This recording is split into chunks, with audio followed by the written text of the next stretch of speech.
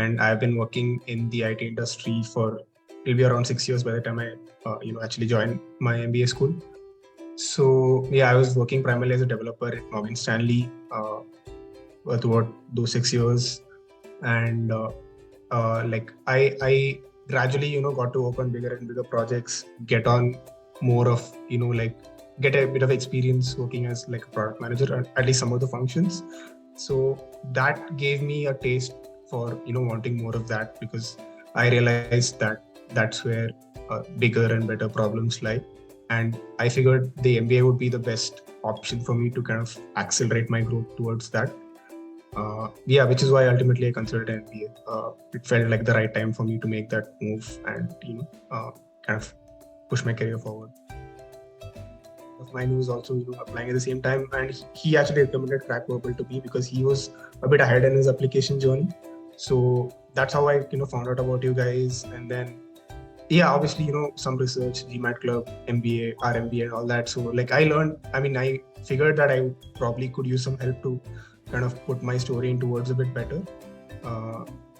So yeah, that's primarily why I chose to take a consultant, because like I knew that I have a good story, but then I didn't really know if I could put it in the way that the colleges really wanted.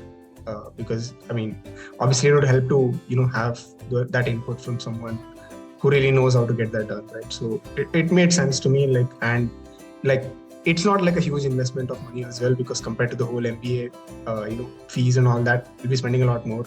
So if this process can significantly improve your stock, I felt, and it's not really it's good value for money, right? So yeah, that I considered all those points, and then ultimately I decided to go for this. Got it. No, I think it's great. I think another point you raised is also that looking at it more relatively. So whether it's going to add significant value and what is the cost, and I think already you're thinking like an MBA might. Yeah, I think you helped me a lot in that front, because my initial conversation was with you, right? After one of my initial meetings, and I shared my story with you, and you really kind of helped me nail down sort of the important points in my story that also kind of gave me more to think about.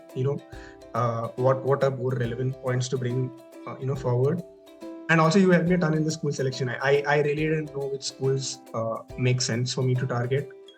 Obviously, when you're starting, you think, M7, Harvard, all that. But that's obviously not feasible for a lot of people. And it wasn't from my profile either. So it helped me, contextualize where I am, what kind of schools would make sense for me. So, having that conversation with you really helped kind of put a picture in my mind of, where I am and what I can target. So yeah, that really helped a ton, because I had literally no idea, where my stock was. So yeah. Perfect. Thank you so much. And I'm glad that it was helpful for you. It was really good. Shreyas was amazing. We had at least 10-15 meetings, probably a ton. Whenever I used to ask him if he can catch up tomorrow, he wouldn't say no. He was always up for a chat. We reviewed the same essay 5-6 times, and yeah, it was really amazing. I couldn't imagine having done all that by myself. He was a ton of help. Not only kind of nailing down the important points, but also helping me cutting down the words without losing the message in the essay. Yeah, I'm really thankful for Shreyas. He was just absolutely incredible.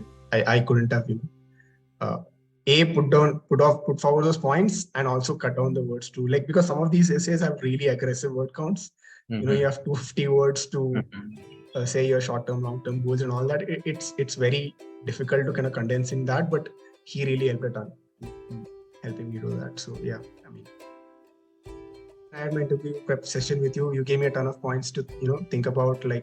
I think it went pretty well. I think you said that it went well, but there were some points that I had to kind of work on. And yeah, I just kind of rehearsed that. After our mock interview was done, I just used to kind of practice at home. Record myself speaking. Just get used to that whole idea of speaking to the camera and on your laptop. I think that, and also in your interviews you'll be wearing formals. I think it helps. Just get into that, practice a bit. Even if no one else is around, just practice speaking in front of your laptop camera and get used to that whole picture. So yeah, that helped me a ton. And the interviews, I actually didn't think that they went that well. Mm-hmm. I mean, I don't know, maybe I'm just harsh on myself, but Mm-hmm. but they were pretty conversational. That's what I thought. Like, all of the interviewers were really good. They were just they're very open, very easy to talk to. That's what I felt like. They just wanted to hear your story. It definitely didn't feel like grilling. It just felt like a conversation with a peer, and that was really good. And one thing I think to keep in mind is usually these interviews will be late at night, so it would help, if you are kind of like a night person, because some of these interviews, like my UCLA interview was at like 2 a.m. So, but they're also understanding of that. They know it's late here, so even if you're not as alert, they kind of understand that it's late at night for you. So that's one thing to keep in mind. I wasn't a late night person, so it wasn't that big a deal to me, but something to keep in mind for me. So, Nice. And I think what is interesting is people need to know the kind of hard work that goes behind the scenes, right, of all of these things. Simple things that you mentioned, which is about talking to yourself, talking in the camera, talking in the laptop, wearing the formal attire and speaking. I think these seem like very trivial small things, but I think they're very, very useful because they put you, like you said, in that mindset of being able to have a conversation. So I hope people watch this will take that out of the picture as well. I would ask them to consider, what do they think that they can get out of MBA? Like, where do you see once you're done with your MBA? Like, where do you want to go? Does that make sense? Is that what you want? Also, like, do you think you're at a stage where those colleges would seriously consider, taking you on? Like, the colleges that you want to go to, especially. Like, if you are targeting some colleges, like, if you don't have the relevant experience for that, like, if you don't have enough experience, then they probably won't consider your candidacy that, strongly. That's one thing for sure. And also, it's a big step, right? Like, it's a big risk going abroad to a new country. You might have to take on loans. You have to kind of ask yourself, are you ready for that? Like, I mean, things will work out more often than not, but then, you have to still be ready for that risk. You'll have to work, to get what you want. But thank you so much, Varun, and congratulations again.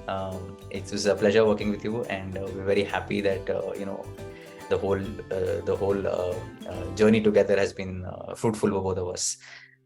Likewise, Sandeep. I mean, like I said, I wouldn't be here without you guys' help. You, Ankit, Crystal, Shreyas, all of you, like, you helped a ton. So yeah, thank you.